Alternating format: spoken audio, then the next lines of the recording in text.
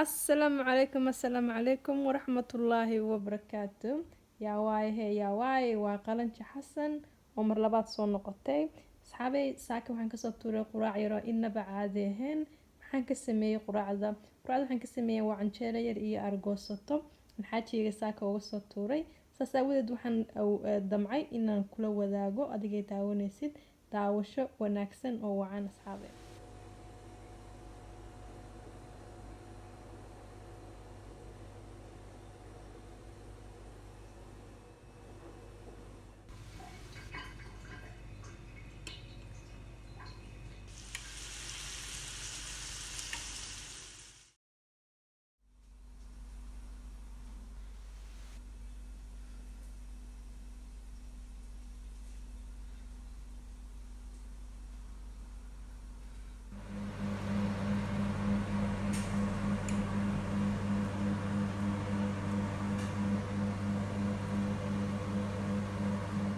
habeenno soo hagaajinay sidaas ay ujeedin ayay ku soo baxday inaba caadi maaha waa quraac yar oo nafaqo leh caruurta yarta waa uga soo tuuri kartaa xaajiga uga soo tuur familka uga soo tuur asxaabay haddaa igu cusub tahay soo dhawow gacmo furan ku soo dhawow haddaa hore ila joogto maasan tahay daawashada quruxda badan ay daawanaysid sidoo kale haddaa videogan ka heshay like comment share inta ka bacdi waxaan kaga tegayaa assalaamu calaykum waraxmatullaahi wabarakaatu.